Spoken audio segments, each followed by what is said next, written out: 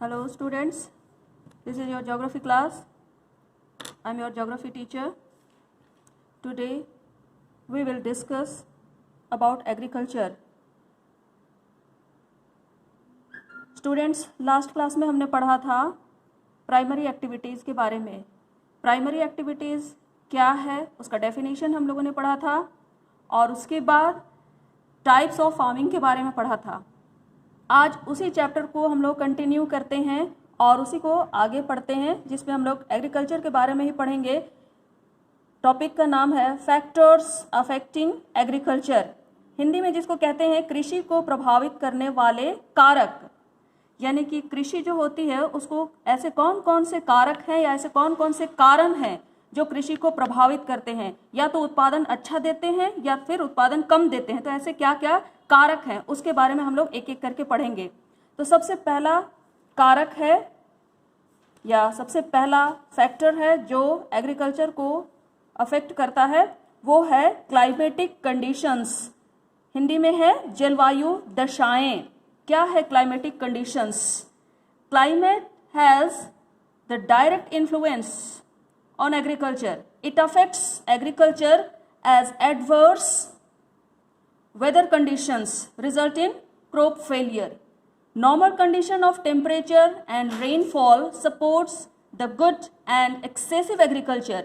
It provides sufficient water for plants, crop and good temperature for the growth. But in the dry and hot region as well as polar areas are not suitable for agriculture. इसका मतलब क्या है कि जिस area में जलवायु suitable होता है मतलब अच्छा होता है वहाँ कल्टीवेशन अच्छा होता है, उत्पादन काफ़ी अधिक होता है. यानी कि जहाँ पर वर्षा अच्छी होती है, ना तो अधिक होती है और ना ही कम होती है, बल्कि जितनी ज़रूरत है कल्टीवेशन के लिए उतनी वर्षा होती है, वहाँ पर उत्पादन अच्छा होता है, कृषि का उत्पादन अच्छा होता है. ठीक इसके विपरीत जो हॉट और ड्राई एरिया है वहाँ पर एग्रीकल्चर अच्छा नहीं हो सकता है. इसके अलावा इसके अतिरिक्त पोलर रीजन में भी यानी कि ध्रुवीय क्षेत्रों में भी जहाँ पर तापमान हमेशा कम होता है वहाँ पर भी उत्पादन अच्छा नहीं हो सकता है. तो ये क्लाइमेट सबसे ज़्यादा इफेक्ट करता है एग्रीकल्चर को. सेकेंड है फर्टाइल सॉइल, हिंदी में जिसको बोलते हैं उपजाऊ मिट्टी. क्या है? Areas of fertile soil permits for high agriculture productivity. South east Asia is dense due to fertile soil.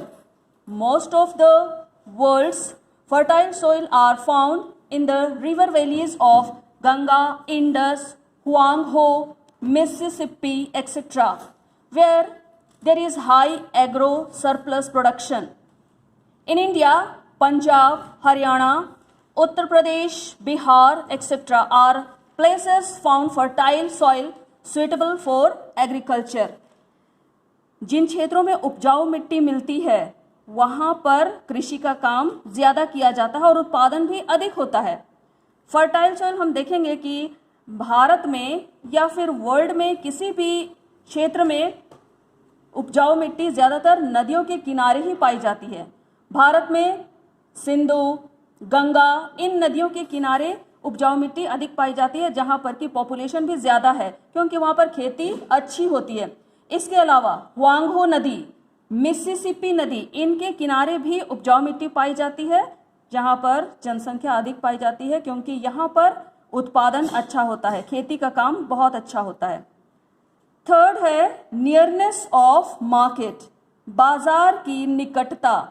ये बाजार की निकटता कैसे प्रभावित कर सकती है? The nearness of market plays an important role which affects the agriculture. The cultivated crops needs proper place for selling and purchasing. Thus the nearness of market effects the agro production. यहाँ पर अभी मैंने कहा the cultivated crops needs proper place for selling and purchasing, मतलब कि खेती में जिस भी चीज़ों का उत्पादन होता है उन सभी उत्पादित वस्तुओं को इंसान कहाँ पर? मार्केट में ही खरीदता और बेचता है. अगर मार्केट ही नहीं रहेगी तो जो खेती के द्वारा जो भी उत्पादन हुआ है उसको लोग कहाँ बेचेंगे, कहाँ से खरीदेंगे? इसलिए मार्केट का होना भी ज़रूरी है. मार्केट नहीं है तो खेती करने का कोई मतलब नहीं हो जाता है, उत्पादन जो होगा वो बेकार हो जाएगा। इसलिए नियरनेस ऑफ मार्केट ये भी बहुत ज़्यादा इफेक्ट करता है एग्रीकल्चर को। Now next point is transportation, यातायात के साधन। The well developed and efficient transport facilities is needed to carry the agro production from field to market. Transportation system plays very important role in the development of agriculture. Improvement in transportation system lead to integrated economic development and regional specialization in agriculture. क्या है transportation? यातायात के साधन। खेती में जिस भी चीज़ों का उत्पादन होता है उसको खेतों से या उत्पादन क्षेत्र से मार्केट तक या फैक्ट्री तक पहुंचाने का काम यातायात के साधनों के द्वारा ही होता है। अगर ये यातायात के साधन ना रहें तो फील्ड से कारखानों तक या फिर मार्केट तक चीज़ों को पहुंचाया नहीं जा सकता है। तो इसलिए यातायात के साधनों का होना भी ज़रूरी है। अगर ये ना रहें तो खेती का कोई मतलब नहीं रह जाता है। नेक्स्ट पॉइंट है labour supply. Cheap labour supply plays an important role in agriculture. India's economic depend on agriculture for putting seed, weeding, irrigating, collecting, harvesting, carrying products. It requires cheap labor to do all these activities. The labor supply in this way affects the agriculture. मतलब जिन क्षेत्रों में skilled और सस्ते श्रमिक मिलते हैं, skilled का मतलब होता है कुशल और सस्ते श्रमिक मिलते हैं, वहाँ पर खेती का काम का कुछ न कुछ फायदा अवश्य होता है। जैसे अगर लेबर ही ना रहे तो खेती का काम अच्छी तरीके से नहीं हो सकता है। कैसे नहीं हो सकता है? क्योंकि खेतों में बीजों को लगाने, उसको रोपाई करने, कटाई करने या फिर खरपतवार को हटाने के लिए लेबर की आवश्यकता होती है। खेतों की जुताई करने के लिए भी, अगर जुताई हम नए टेक्नोलॉजी से कर रहे हैं, ट्रैक्टर से भी कर रहे हैं, तो उसको चलाने के लिए भी लेबर की आवश्यकता होती है। तो जहाँ पर सस्ते लेबर और कुशल लेबर मिल जाते हैं वहाँ पर खेती का काम अच्छा से होता है और उत्पादन भी सबसे ज़्यादा होती है। नेक्स्ट पॉइंट है अवेलेबिलिटी ऑफ कैपिटल। हिंदी में बोलते हैं पूंजी की उपलब्धता। The availability of capital is also one of the most important factor of efficient the agriculture. Availability of capital helps in broad way of agro production. Without capital, it is difficult to develop agriculture.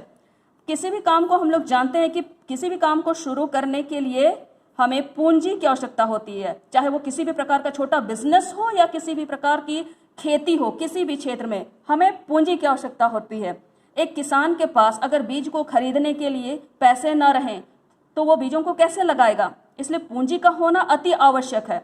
और पूंजी को देने के लिए आजकल सरकार भी बहुत सारे प्रोग्राम्स को चला रही है। ब्लॉक के द्वारा किसानों को सस्ते दर पर ऋण भी दिया जा रहा है और साथ में बीजों को खरीदने के लिए सस्ते दर पर पैसे उपलब्ध कराती है, लोन उपलब्ध कराती है। तो इन सब के द्वारा पूंजी इकट्ठा करके किसान खेती कर सकता है। लेकिन अगर किसी के पास पैसा ही ना रहे तो खेती करने के लिए ना तो वो टूल्स खरीद सकता है, ना बीज खरीद सकता है, ना ही और दूसरी चीज़ों को वो खरीद सकता है, जिसके कारण खेती अच्छी नहीं हो सकती है। तो पूंजी का रहना भी बहुत ज़्यादा आवश्यक है और पूंजी के रहने के कारण ही खेती की जा सकती है और उत्पादन अच्छा हो सकता है। सो डियर स्टूडेंट्स, ये चैप्टर यहाँ पर समाप्त होता है। अब हम लोग दूसरे लेक्चर में सुनेंगे प्राइमरी एक्टिविटीज़ के अंतर्गत ही हंटिंग, गैदरिंग और माइनिंग के बारे में सुनेंगे। तब तक के लिए थैंक यू।